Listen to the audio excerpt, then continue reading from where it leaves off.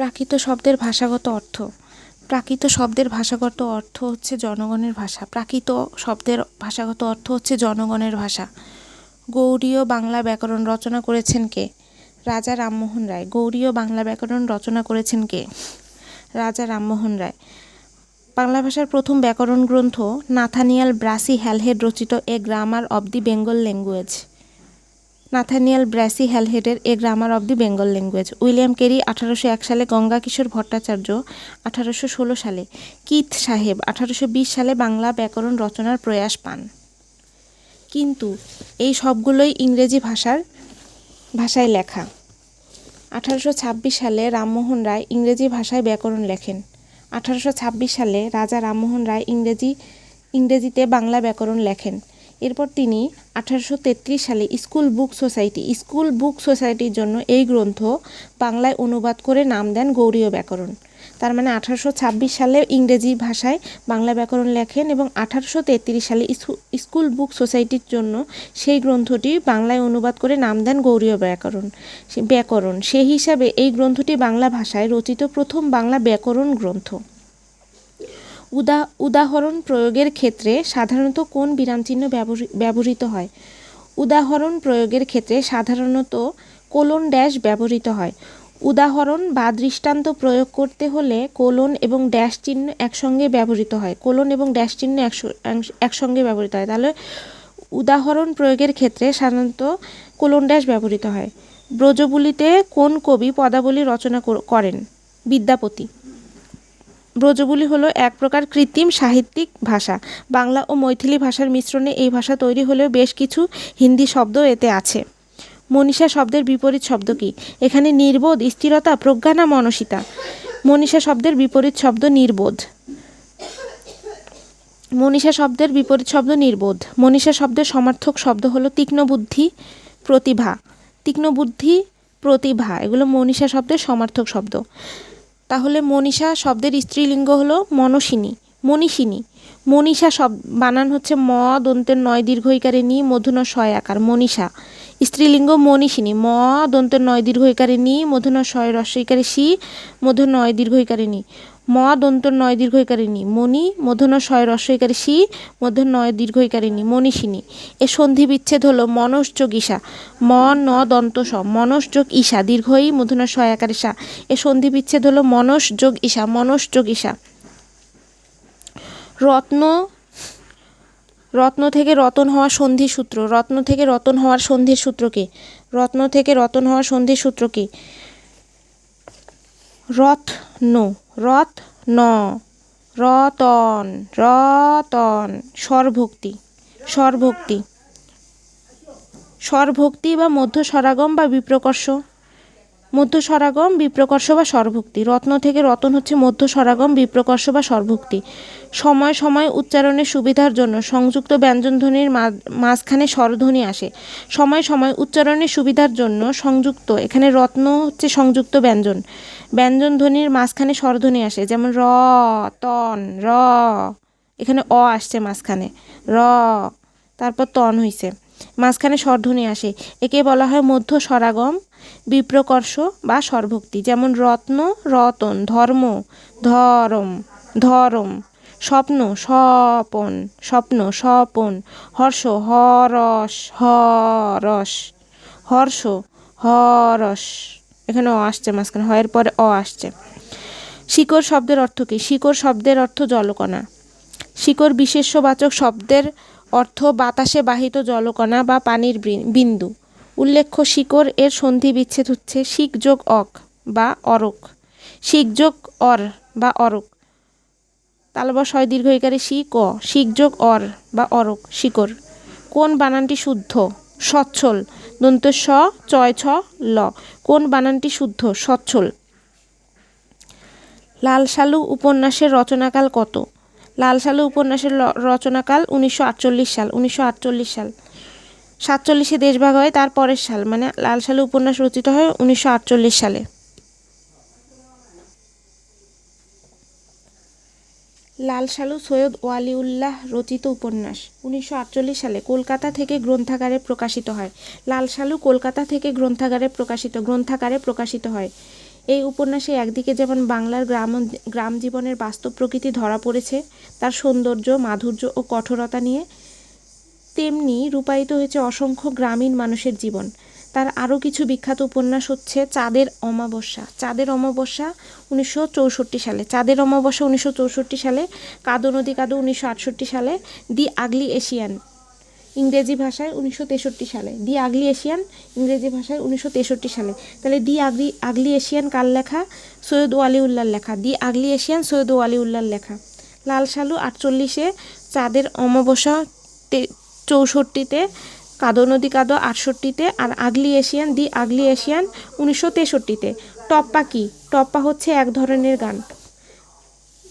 বাংলা টপ্পা সঙ্গীতের প্রবর্তক হলেন রামনিধি গুপ্ত। রামনিধি গুপ্ত, বোনের নাম নিধি, এখান থেকে মনে রাখবো রামনিধি, বোনকে টপ্পা দেব, টপ্পা।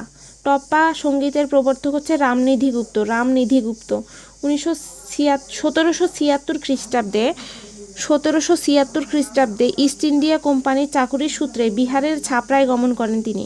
কে? রামনিধি গুপ্ত ইস্ট ইন্ডিয়া কোম্পানিতে চাকরি করতেন।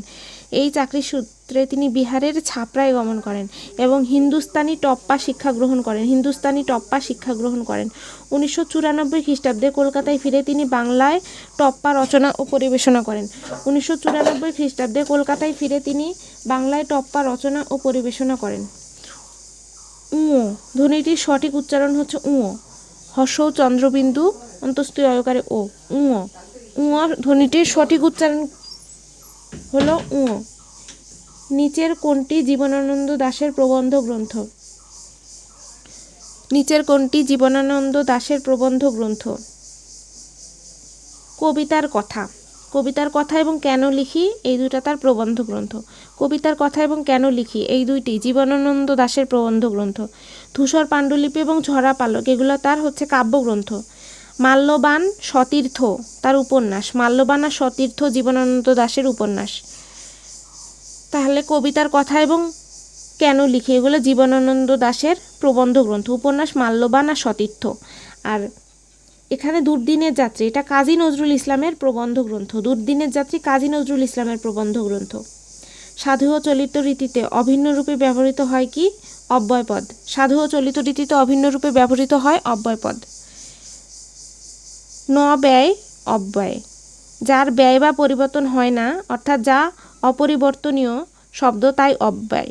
অব্যয় শব্দের সাথে কোনো বিভক্তি চিহ্ন যুক্ত হয় না, সেগুলোর একবচন না বা বহুবচন হয় না এবং সেগুলোর স্ত্রী ও পুরুষবাচকতা নির্ণয় করা যায় না। বাংলা ভাষায় 3 প্রকার অব্যয় শব্দ রয়েছে। বাংলা অব্যয় শব্দ, তৎসম অব্যয়, বাংলা অব্যয়, তৎসম অব্যয় এবং বিদেশি অব্যয়। বিভক্তিহীন নাম শব্দকে কি বলে? বিভক্তিহীন নাম শব্দকে প্রাতিপাদিক বলে। বিভক্তিহীন নাম শব্দকে কি বলে? প্রাতিপাদিক বলে। বিভক্তিহীন নাম শব্দকে প্রাতিপাদিক বলে। আমার গানের মালা আমি করব কারে দান, বাক্যটিতে কারে শব্দটির কারক ও বিভক্তি কোনটি? আমার গানের মালা আমি করব কারে দান, বাক্যটিতে কারে শব্দটির কারক ও বিভক্তি কোনটি? এখানে আমি করব কারে দান, কর্তা। আমি হলো কর্তা। আমি কাকে মানে আশ্রয় করে ক্রিয়া সম্পাদন করব? আমি করব কারে দান, এখানে কাকে আশ্রয় করে ক্রিয়া সম্পাদন করব, মানে কাকে দান করব, তাই কারে হচ্ছে কর্ম। যাকে আশ্রয় করে কর্তা ক্রিয়া সম্পাদন করে তাকে কর্মকারক বলে। এখানে কর্ম, কারে হচ্ছে কর্মকারক, কিন্তু কাকে এখানে এ বিভক্তি যুক্ত হয়েছে, তাই জন্য সপ্তম। এ অন্তস্থিত এতে এটা সপ্তমী বিভক্তি। এখানে কারে দান হচ্ছে কর্মে সপ্তমী বিভক্তি। নির্মক কোন শব্দগুচ্ছের সংকুচিত রূপ? নির্মক হচ্ছে সাপের খোলস। নির্মক হচ্ছে সাপের খোলস। নির্মক হচ্ছে সাপের খোলস। বাঘের চামড়া কৃত্তি। হরিণের চর্ম অজিন। হরিণের চর্ম অজিন। হরিণের চর্ম স্বরেও বর্গীর জয় রস্বইকারে জি দন্তন্য। হরিণের চর্ম অজিন। বাঘের চর্ম কৃত্তি। কয়রিকারে কৃ তয় তয় রস্বইকার কৃত্তি। নির্মক মানে সাপের খোলস। নির্মক হচ্ছে সাপের খোলস। হরিণের চর্ম অজিন। বাঘের চর্ম কৃত্তি। বাঘের চর্ম কয়রিকারে কৃ তয় তয় রস্বইকার কৃত্তি। I cannot spare an instant. I cannot spare an instant. I cannot spare spare an instant. I cannot spare an instant. আমার তিল মাত্র সময় নেই। I cannot spare an instant. আমার তিলমাত্র সময় নেই। প্রসূনের প্রতিশব্দ কি? পয়রফালা প্র দন্ত শয় দীর্ঘৌকার দন্তন্য। প্রসূনের প্রতিশব্দ হচ্ছে ফল এবং পুষ্প, ফল বা পুষ্প। প্রসূনের প্রতিশব্দ হচ্ছে ফল বা পুষ্প বা ফুল। ডাক্তার সাহেবের হাতযশ ভালো বাক্যে হাত ব্যবহৃত হয়েছে কি অর্থে? ডাক্তার সাহেবের হাতযশ ভালো, এখানে হাত নিপুণতা অর্থে ব্যবহৃত হয়েছে। অধিকার অর্থে, অভ্যাস অর্থে, যশ অর্থে না নিপুণতা অর্থে? নিপুণতা অর্থে ব্যবহৃত হয়েছে। অনেক শব্দটি কি? অনেক, ন এক অনেক, এখানে ন ইয় তৎপুরুষ হবে এটা।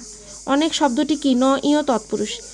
নাবাচক ন ইয় অব্যয়, নাবাচক ন ইয় অব্যয়, যেমন না, নেই, নাই, নয়। পূর্বে বসে যে তৎপুরুষ সমাস হয় তাকে ন ইয় তৎপুরুষ সমাস বলে। না, নেই, নাই, নয়, এই নয় অব্যয়গুলো পূর্বে বসে যে তৎপুরুষ সমাস হয় তাকে নয় তৎপুরুষ সমাস বলে। এখানে অনেক, ন এক অনেক, এখানে ন বসছে, তাই জন্য এটা নয় তৎপুরুষ সমাস। ন আচার অনাচার, ন আচার অনাচার। ন কাতর অকাতর, ন কাতর অকাতর। ঢাক ঢাক গুড়গুড় বাগধারাটির অর্থ কি? ঢাক ঢাক গুড়গুড় বাগধারাটির অর্থ হচ্ছে লুকোচুরি। ঢাক ঢাক গুড়গুড় বাগধারাটির অর্থ লুকোচুরি। নিরোগ শব্দের সন্ধি বিচ্ছেদ কোনটি? নি যোগ রোগ, নি যোগ রোগ, নিরোগ। দন্ত নয় রস্বইকার বিসর্গ, নি যোগ রোগ, নিরোগ। দন্ত নয় দীর্ঘইকারে নি বয়বিন্দু রকার রোগ, গ নিরোগ। দন্ত নয় রস্বইকারে নি বিসর্গ যোগ রোগ, নিরোগ। আর এটা শব্দ হবে দন্ত নয় দীর্ঘইকারে নি বয়বিন্দু রকার রোগ, গ নিরোগ। ই রস্বই অথবা রসৌ ধ্বনির পরে বিসর্গর সঙ্গে র এর সন্ধি হলে, রস্বই বা রসৌ ধ্বনির পরে বিসর্গর সঙ্গে র এর সন্ধি হলে বিসর্গর লোপ হয় এবং বিসর্গর পূর্ববর্তী হ্রস্বস্বর দীর্ঘ হয়। যেমন এখানে দন্ত নয় রস্বইকারের নি আর বিসর্গ, আর এখানে রোগ, এখানে বিসর্গ আর বয়বিন্দু র এর সন্ধি হয়েছে, মানে সন্ধি হয়েছে, তাই জন্য শব্দটা মানে পূর্ববর্তী হ্রস্বস্বরে, এটা হ্রস্বস্বর রস্বইকার ছিল হ্রস্বস্বর, তাই এটা দীর্ঘ স্বরে পরিণত হয়েছে। দন্ত নয় দীর্ঘইকার, এটা দীর্ঘ স্বরে পরিণত হয়েছে। যেমন নিহ যোগ রব নীরব, নিহ যোগ রব নীরব, এখানে বিসর্গ আর বয়বিন্দু রয়ের সন্ধি হয়ে পূর্ববর্তী হ্রস্বস্বর বা রস্বইকারটা দীর্ঘস্বর বা দীর্ঘইকারে পরিণত হয়েছে, নীরব। নিহ যোগ রস নিরস, নিহ যোগ রস নিরস। সুন্দর মানুষকে নিজের দিকে টানে, সুন্দর মানুষকে নিজের দিকে টানে। বাক্যটিতে সুন্দর শব্দটি কোন পদ? সুন্দর শব্দটি কোন পদ? বিশেষ্য পদ। বাক্য মধ্যে ব্যবহৃত যে সমস্ত পদ দ্বারা কোনো ব্যক্তি, জাতি, সমষ্টি, বস্তু, স্থান, কাল, ভাব, কর্ম বা গুণের নাম বোঝানো হয় তাকে বিশেষ্য পদ বলে। মৌলিক শব্দ কোনটি? এখানে মৌলিক শব্দ হচ্ছে কালো। শ্রবণ, শ্রুযোগ অনশ্রবণ, পরিযোগকার পরিষ্কার, পটযোগ নগ বা অক পাঠক, তাহলে মৌলিক শব্দ হচ্ছে কালো। কালো কেটে তো ভাঙা যায় না। যে সকল শব্দ বিশ্লেষণ করা যায় না বা ভেঙে আলাদা করা যায় না সেগুলোকে মৌলিক শব্দ বলে। এখানে কালো মৌলিক শব্দ। গোলাপ, নাক, লাল, তিন। গোলাপ, নাক, লাল, তিন, কালো, এগুলো মৌলিক শব্দ। ইপিকিউরিজম শব্দের অর্থ, ইপিকিউরিজম, EPICURISM, ইপিকিউরিজম শব্দের অর্থ হচ্ছে ভোগবাদ। ইপিকিউরিজম শব্দের অর্থ ভোগবাদ। আর এক্সিস্টেন্সিয়ালিজম অস্তিত্ববাদ, এক্সিস্টেন্সিয়ালিজম অস্তিত্ববাদ, এক্সিস্টেন্সিয়ালিজম অস্তিত্ববাদ।